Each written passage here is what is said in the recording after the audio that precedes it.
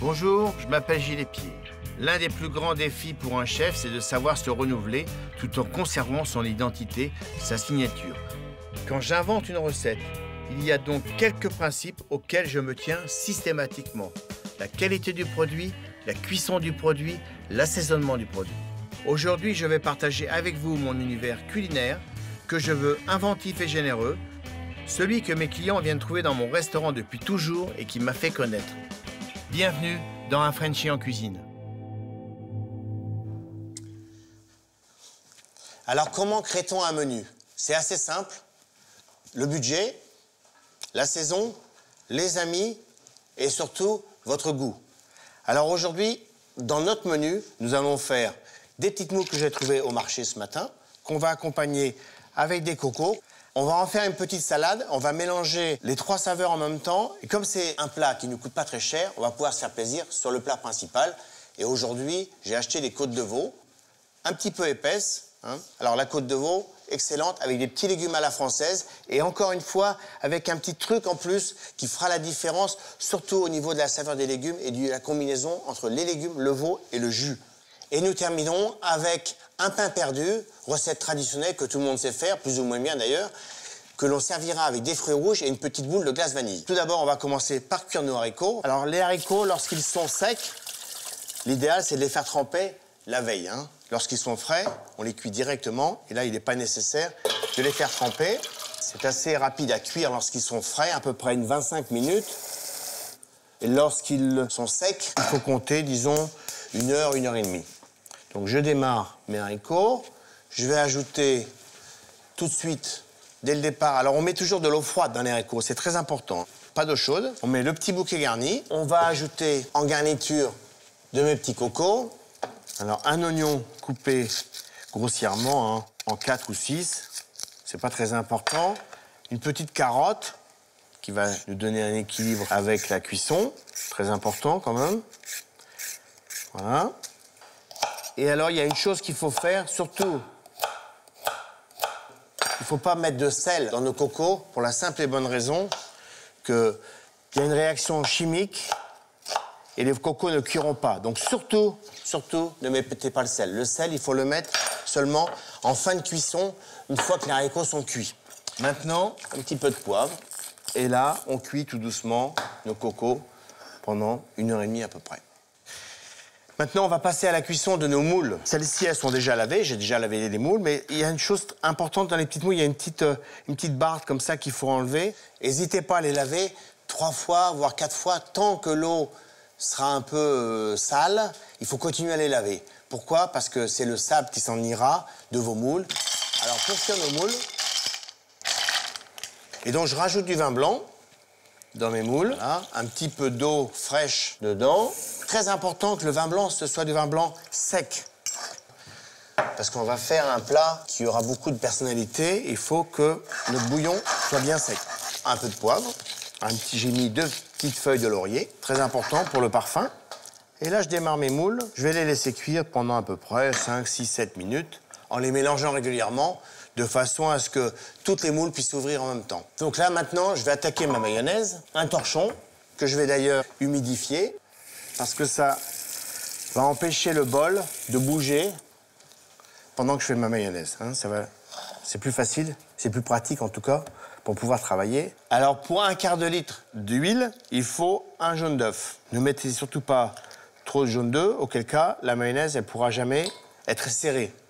Être serrée, ça veut dire que c'est l'équilibre entre l'huile, le vinaigre et le jaune. Alors, pour faire une bonne mayonnaise, il faut surtout avoir des bons bras. Ce qu'on fait d'abord, on bat nos jaunes, un peu de sel, un peu de poivre. On assaisonne dès le départ. Un petit filet de vinaigre. Alors, il vaut mieux rajouter du vinaigre au fur et à mesure. Si vous en mettez trop, jamais vous pourrez rattraper. Si vous n'en mettez pas suffisamment, vous pouvez toujours en rajouter au fur et à mesure que vous montez votre mayonnaise. Donc là, je vais mettre, moi, aussi un petit peu de moutarde. Alors, dans la vraie mayonnaise, il n'y a pas de moutarde. Quand on ajoute de la moutarde, ça s'appelle une rémoulade. En tout cas, en ce qui me concerne, je trouve ça meilleur avec la moutarde. Donc, mettons de la moutarde. Alors, maintenant, on va monter ça doucement. Inutile de s'énerver. je mélange et je mets mon huile sur le bord du bol comme ça. Et je mélange énergiquement. Et quand elle commence à prendre, là on voit qu'elle commence à prendre, voilà, il faut arrêter pour serrer, comme ça au moins toute l'huile est absorbée dans la mayonnaise. Et si jamais vous voyez qu'elle commence à briller la mayonnaise, c'est parce qu'il manque du vinaigre. Le vinaigre va rendre l'équilibre entre l'huile, le jaune et le vinaigre. Hein. Alors là on la voit, là, elle commence à briller un peu. Tac, une petite goutte de vinaigre et ça revient tout de suite. D'accord? Alors ça, cette petite mayonnaise, elle va nous servir de base. Elle va nous servir de base pour finir notre salade de moules.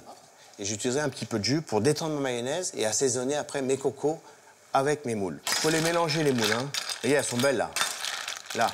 Alors, très important, d'abord, il faut les mélanger pour qu'elles cuisent régulièrement. Deux, il ne faut pas trop les cuire. J'ai oublié de vous dire tout à l'heure que quand vous épluchez vos moules, quand il y a des moules ouvertes, ne les mettez pas, achetez-les, ça veut dire qu'elles sont mortes. Il faut faire très attention à ça. Le temps de finir mes moules, je les décoquille et on se retrouve après. Le plus long dans cette recette, c'est la cuisson des cocos et le plus compliqué, l'épluchage des moules.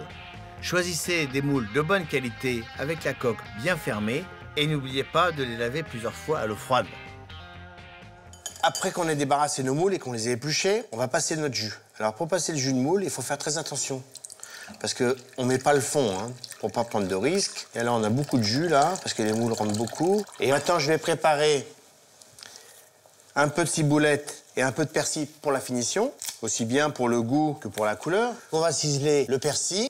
Ciseler, c'est un bien grand mot. On va surtout le couper. J'aime pas beaucoup le persil haché et je l'aime pas beaucoup non plus quand c'est trop régulier. Le mieux, c'est d'avoir des morceaux plus ou moins bien coupés. Ça donne beaucoup plus de vérité à notre recette. Un bol pour mélanger nos moules et nos cocos. Je mets mes moules. Voilà. J'ajoute mes cocos. Alors là, nos cocos sont tièdes, mais s'ils sont froids, c'est pareil. Hein. Alors, si vous reste des cocos, surtout, laissez-les dans le bouillon. Parce que sinon, autrement, ils vont durcir, ils vont noircir, ce ne sera pas beau. Et là, j'ajoute mon persil. Je mélange. Ah, vous voyez, le côté sympa, c'est que il n'y a rien d'exact, il n'y a rien de taillé. C'est un peu taillé comme un amateur. C'est ça l'intérêt de la recette. Comme si on arrivait de la pêche, là, et qu'on vient de le mélanger. Je vais ajouter quelques petits bâtonnets de ciboulette, comme ça. Voilà, qui va donner une petite acidité à notre recette. Là, je prends mon jus de moule, ici, et j'ajoute mon jus de moule dans ma mayonnaise. Alors, cette petite sauce-là, jus de moule mayonnaise, vous n'êtes pas obligé de la faire qu'avec cette salade. Vous pouvez utiliser ce petit secret pour autre chose. C'est juste une nouvelle vinaigrette, en fait, vous voyez? Ça fait comme une sauce, comme si on avait mis de la crème, comme si on avait mis du beurre là-dedans. Et en fait, il n'y a rien. Il n'y a que notre mayonnaise. Voilà. Et là, je mélange. Alors là, je peux vous dire que ça, c'est du gourmand, ça. C'est du gourmand. Et le dressage. Alors, très simple, bien sûr. Le petit dressage. C'est pas la peine de remplir complètement le bol. Voilà notre petite salade de moules au coco frais, assaisonnée avec une petite mayonnaise au jus de moule. Et maintenant, nous allons faire notre plat principal, qui est la côte de veau avec les petits légumes à la française. Alors, pour ce faire, il faut bien évidemment une côte de veau. Voilà, une belle côte de veau, bien française, bien belle, bien rose. Une poitrine de lard cuite, des parures de veau. J'ai demandé à mon boucher qui me conserve les morceaux d'os, ici, pour nous servir à faire le jus. Et maintenant, nos légumes, des petits pois, des mini carottes comme ça de saison, des haricots verts, des petits pois mange-tout, des petits navets, des pâtissons, une laitue. Et il nous faudra également un peu de vinaigre de Xérès. Alors, on va commencer par le jus. Le jus, pourquoi? Parce que c'est le plus long. Ça va nous prendre à peu près 90 minutes. Alors, c'est pas très compliqué. Il vous suffit de demander à votre boucher de bien garder les os et les petites parures de votre côte de veau. Je mets mon huile. Il faut en mettre suffisamment quand même parce que de toute façon, après, on va dégraisser notre casserole. Et alors, l'intérêt, quand on fait ça, c'est que tous les sucres qui sont contenus dans la viande et dans les petits morceaux d'os, ben, ça va se coller. On va déglacer tout ça avec un peu de vinaigre. On va le mouiller à l'eau, tout simplement, et on va le laisser cuire. Attention surtout de ne pas se brûler, parce que des fois, ça peut péter. Plus c'est chaud, moins ça pétarade de tous les côtés, et moins on a de chance de se brûler. Voilà, on voit bien que l'huile, là, elle commence à fumer. Et là, on laisse chanter comme ça. On sent bien, d'ailleurs, le parfum du veau. Alors moi, j'aime, dans cette recette, le veau, parce que ça nous permet d'avoir, avec les légumes, des saveurs totalement différentes que ce qu'on pourrait trouver avec une autre viande. Le veau, c'est un produit exceptionnel, surtout lorsqu'on travaille des produits français. Alors, j'ai ici de la poitrine de porc fumée cuite. Et ce lard fumé cuit va nous servir à assaisonner nos légumes à la française.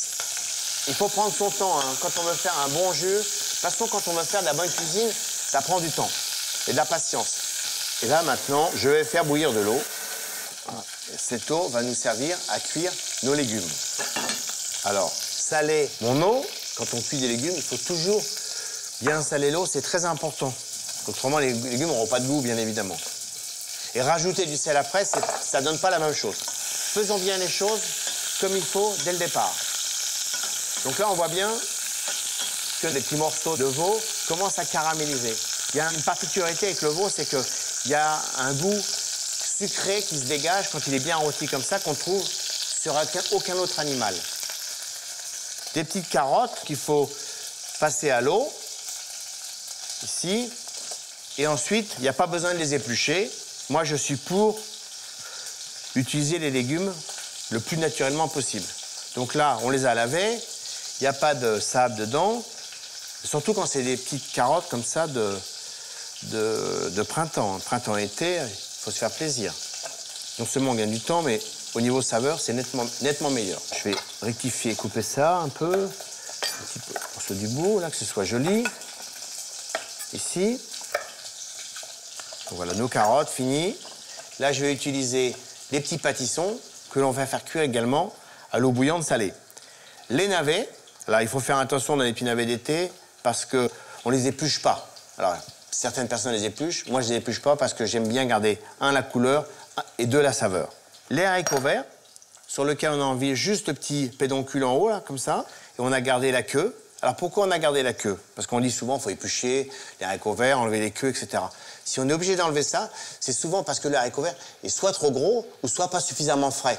C'est en vieillissant qu'il développe des fils. Donc, les haricots verts où il y a des fils, c'est souvent qu'ils ne sont pas frais. Donc là, c'est pas notre cas. Nous, on est extra frais. On a notre salade ici. Je suis très content de remettre la salade de laitue dans notre recette. Pourquoi? Parce qu'on ne trouve plus aujourd'hui, ou très peu, la laitue. La laitue est partie un peu aux oubliettes. Donc là, moi, on va la remettre en vie, notre laitue. Parce que c'est une très bonne salade. J'épluche mes petites feuilles. Alors, je ne vais pas en mettre de trop non plus, hein, parce que c'est la combinaison de mes légumes, de ma salade et de mon lard qui va faire la différence. C'est presque fini avec mon jus. On va pouvoir démarrer, le déglacer. Alors, ce qu'on va faire maintenant, c'est que j'ai la graisse ici, bien évidemment. D'ailleurs, je vais la mettre là, ici. Voilà, je le jette, là, c'est pas... ça, on va pas le garder. Voilà. Donc voilà, j'ai mes os et mes petites parures qui sont dans ma casserole. Là, j'ai mon vinaigre de Xérès. Voilà. De façon de pas se brûler. Et maintenant, de l'eau. Bien mouillé.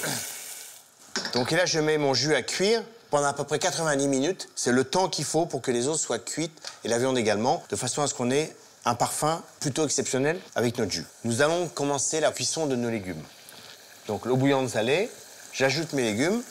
Toutes les 30 secondes, je vais ajouter mes légumes, les uns derrière les autres. Et comme ça, d'ici 5 minutes à peu près, 5-6 minutes, tout sera cuit et en même temps.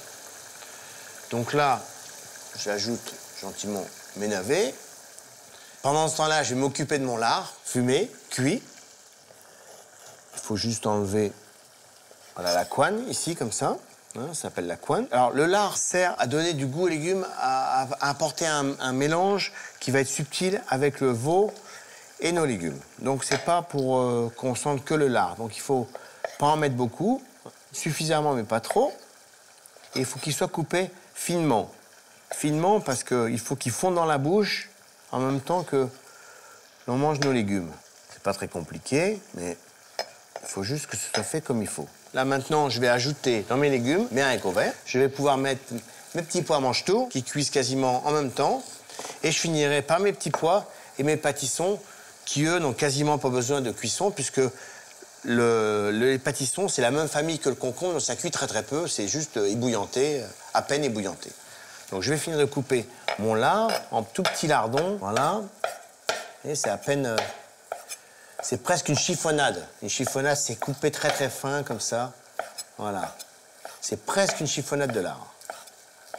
Donc ça va vraiment se lier, ça va vraiment se lier avec nos légumes, hein. Voilà. Alors l'intérêt d'avoir cuit notre lard à l'eau, d'avoir acheté du lard cuit, c'est que tout le côté très salé et très fumé du lard, eh ben, il a disparu puisqu'il est parti dans l'eau, hein. Nous, on a récupéré vraiment que la finesse de notre poitrine fumée. J'ajoute maintenant mes pâtissons. Voilà. D'ailleurs, c'est très joli les couleurs, là, parce qu'on a vraiment l'impression d'être dans un jardin. J'ajoute mes petits pois. Voilà. Je mélange délicatement. Alors attention, la cuisson des légumes verts, c'est toujours à l'eau bouillante, très salée, sans couvercle. Et pour les gens qui ont des soucis pour cuire les haricots verts, qui disent « Ah, bah, les haricots verts, chez moi, ils sont toujours noirs, j'arrive pas à les faire verts », eh ben, c'est très simple, il faut mettre un petit peu de bicarbonate de soude dedans, une petite cuillère comme ça, et d'un seul coup, tac, ils deviennent verts.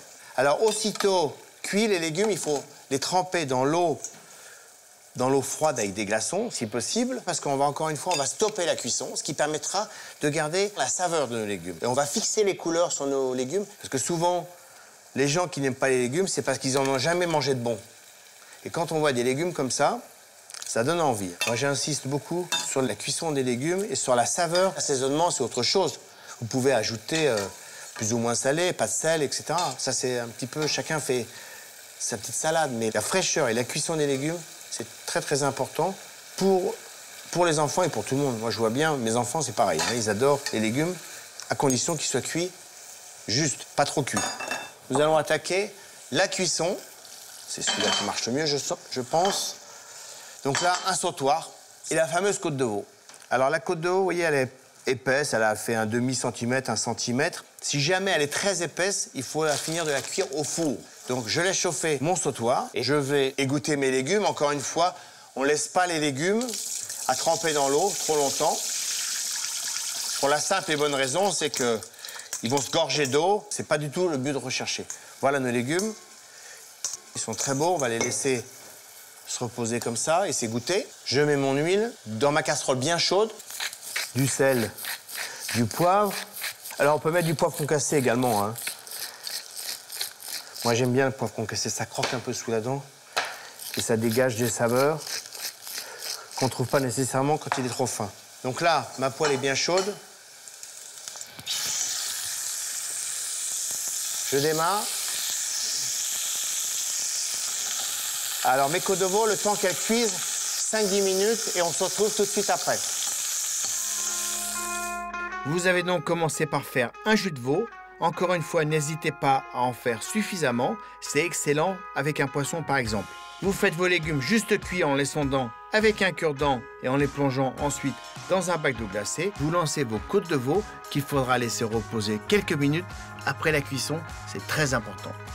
Alors, nous avons notre côte de veau qui est en train de se reposer, nos petits légumes, notre lard, le jus et notre salade que je vais couper voilà, en morceaux, ici.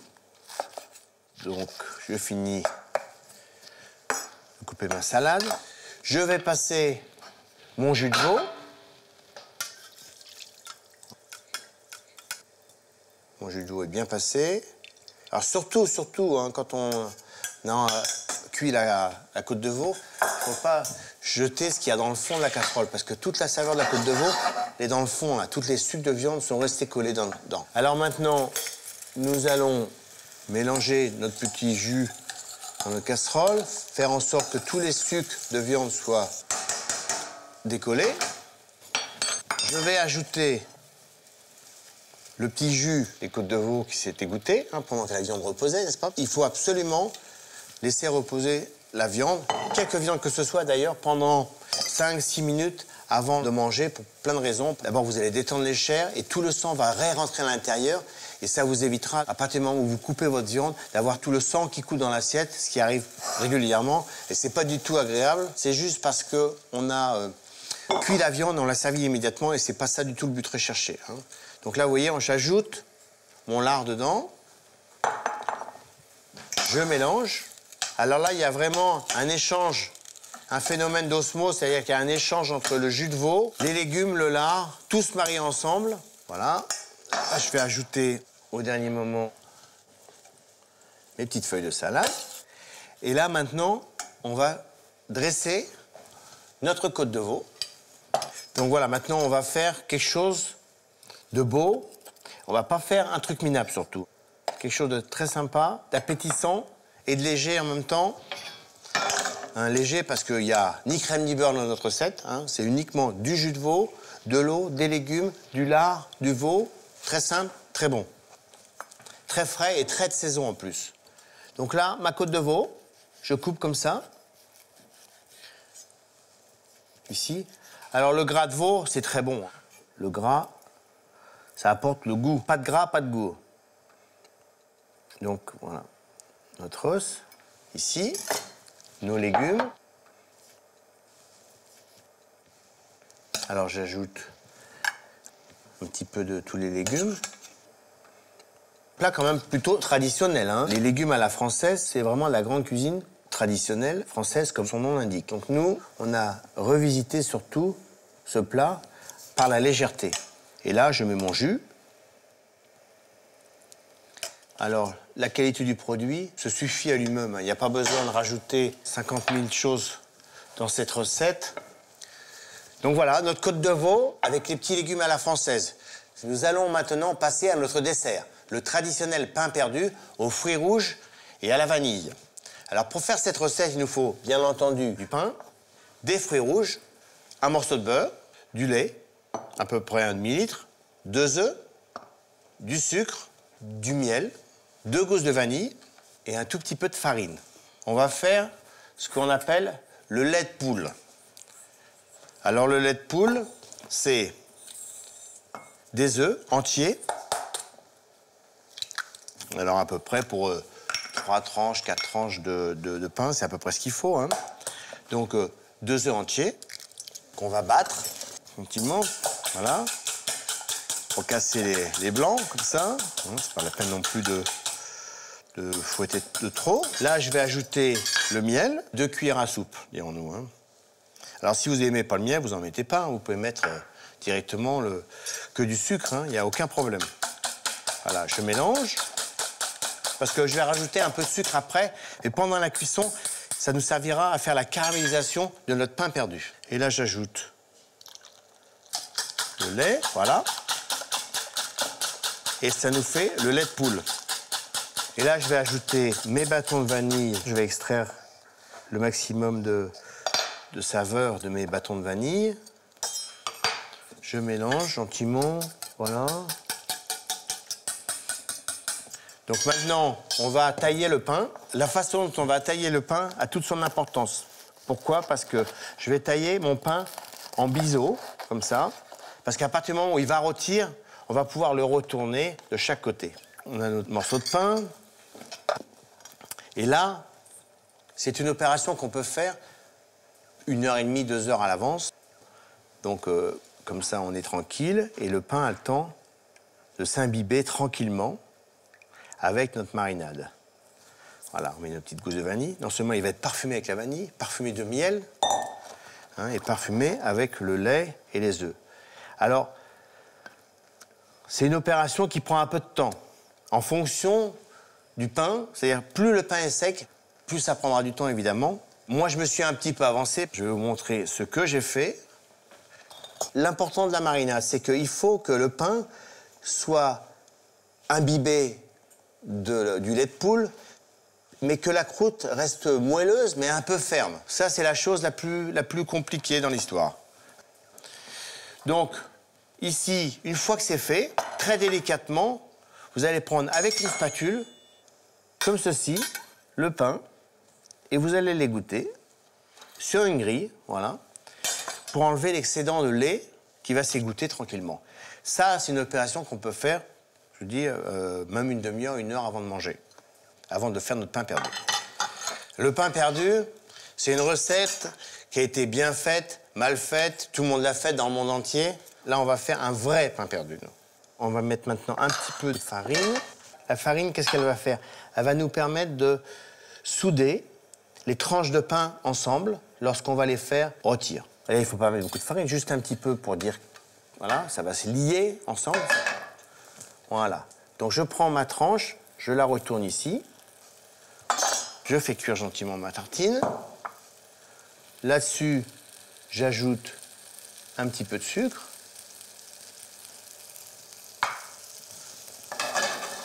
Alors là, je vais arroser un petit peu ma tranche de pain. Alors, c'est une opération quand même délicate, hein. Il faut faire attention. Voilà, alors notre pain, on voit bien, ça chante, ça brunit.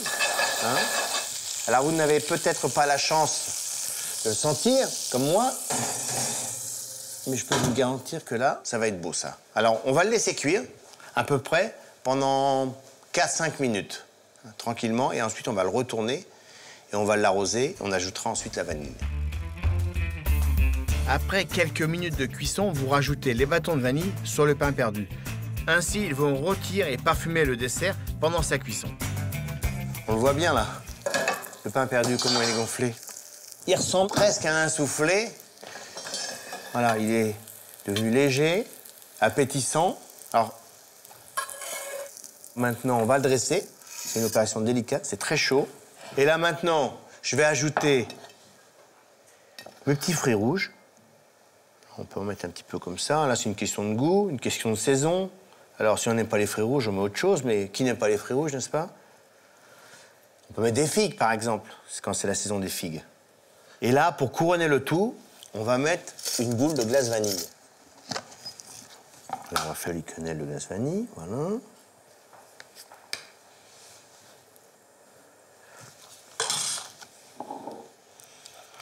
Et voilà. Notre pain perdu à la vanille et aux fruits rouges.